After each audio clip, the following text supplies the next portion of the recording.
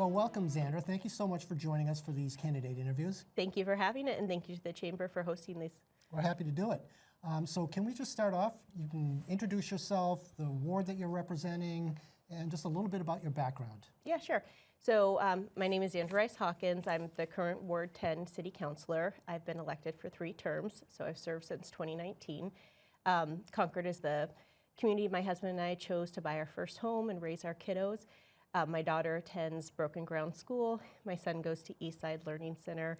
And I'm running for office because I believe in making Concord the best place it can be to work, live, and raise a family.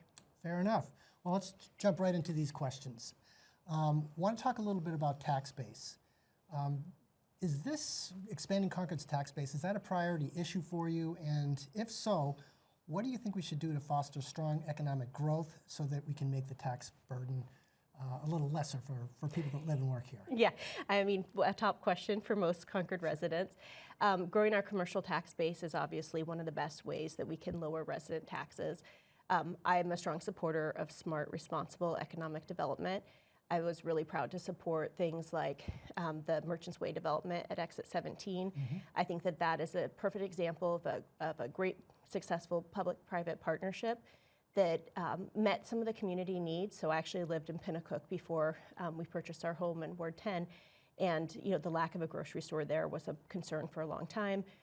We had lost a bank. The bank is back now. My ward definitely uses that area, as well as the folks on the other side of the highway. So that type of investment brings in revenue for the city, meets community needs, and will help keep resident taxes lower.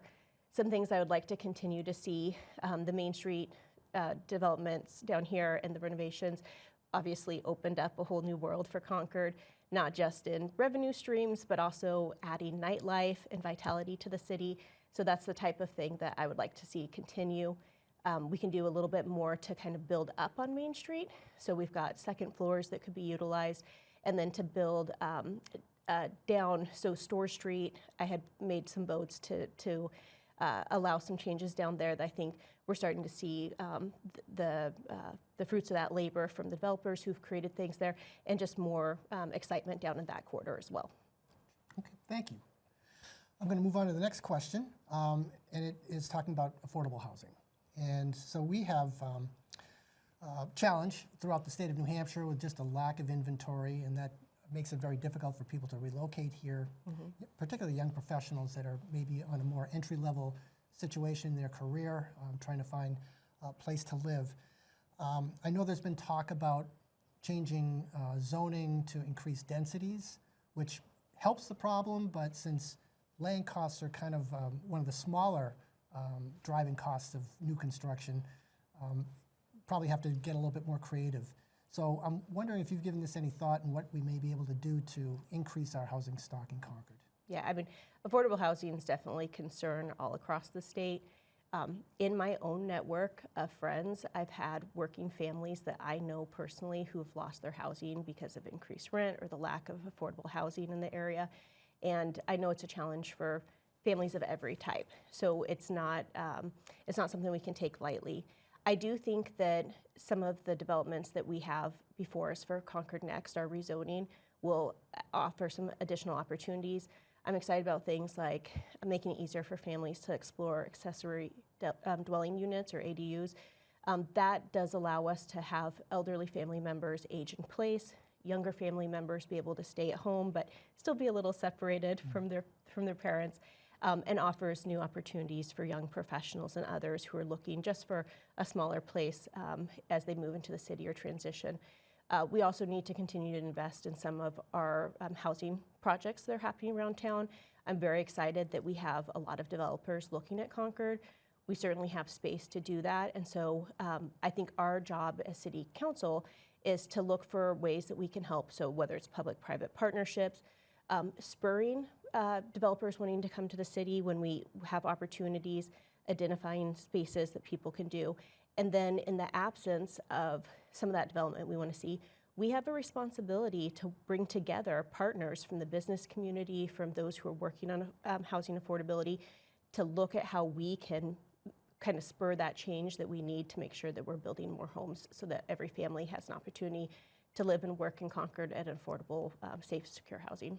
It is a challenge. I recently was attending a forum on housing in New Hampshire, and the long story short, there are a lot of people that want to move to this state, but no inventory at all, and employers, saying, hey, we can't attract people because we can't find them a place to live. So a lot of units on the books right now, so hopefully we'll see some of that come to fruition in the near future. Yeah, and if I can just add, I think having the mixed use of retail and housing is also a really important change that's starting to happen in Concord. We're seeing where other communities are doing that to success.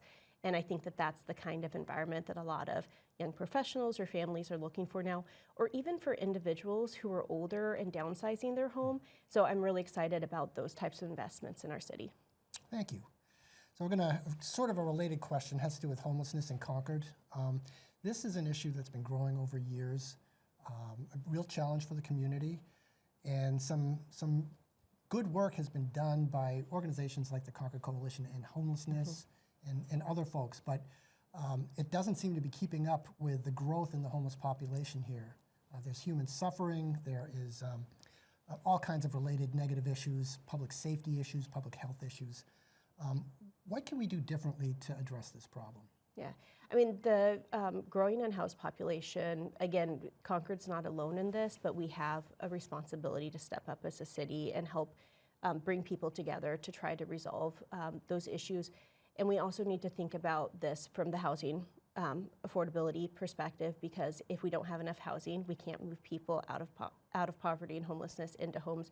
We want to keep people who are in homes already able to stay in those so we don't increase the unhoused population. And we need to look at inviting more opportunities for outreach and investment. We're not going to be able to wrest our way out of this. We're not going to be able to break up encampments without them popping up elsewhere. So we have a responsibility as a city to look at preventive measures, more outreach, and other things that can help meet people where they're at and move them along the line and out of those camps. I know that this is a concern for a lot of families, and it feels like maybe we're having more unhoused individuals in our community. The reality is, because some of those camps on the outskirts have been broken up or in more hidden areas, the homelessness situation is not necessarily growing in our community, but it's more visible. And so I think the city needs to make sure that we're at the table and not just relying on the great work of the Concord Coalition and homelessness, but actually using our resources and our voice to solve these issues. Thank you. I'm going to switch gears here a little bit and talk about tourism. New Hampshire's second largest industry is tourism, and we have a lot of people going by Concord to head to the lakes or the mountains, and we do get a share of that traffic that comes here and spends some money and helps support local businesses. But do you think that increasing visitor traffic into Concord is a good economic plan? And if so, what can the city do to help foster more of that? Yeah, absolutely it is.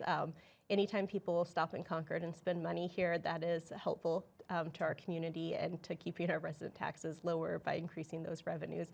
I think there's a couple of great opportunities we have in front of us right now.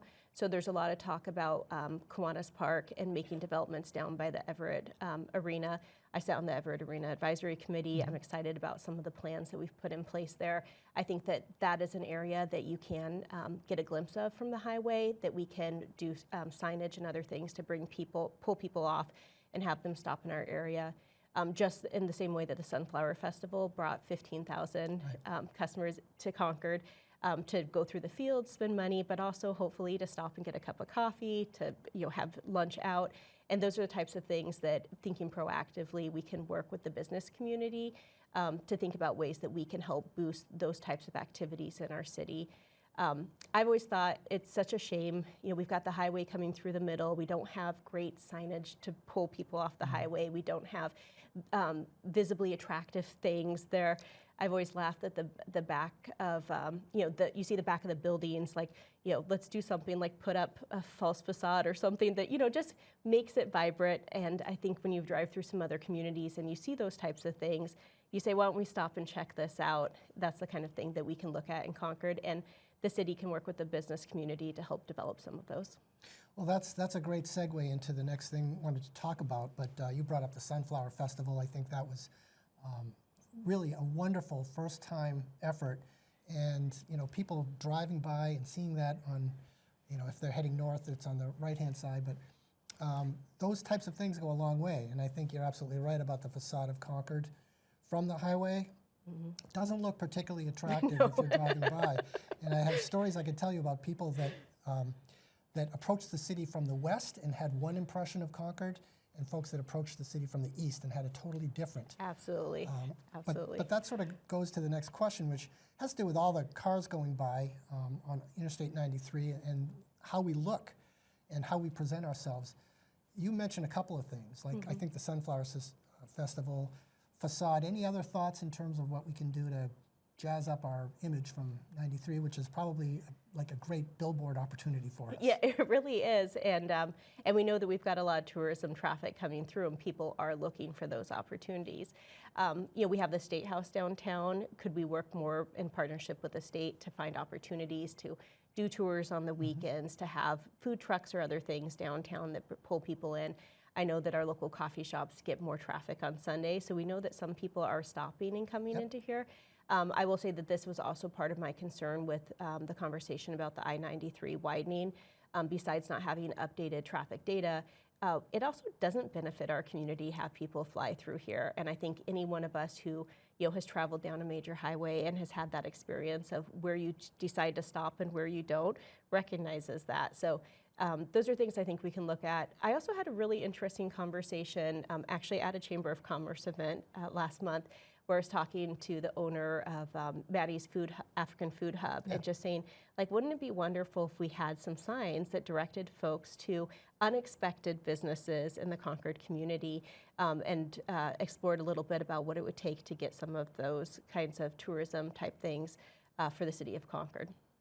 That's an interesting idea. That's something I may want to give a little thought to. Something we may be able to do in-house. It's not that complicated and possibly doable. Well, I think that pretty much brings us to the end of our time here. Zandra, thank you so much for joining us. Pleasure speaking with you. Thank you for doing this. Appreciate it.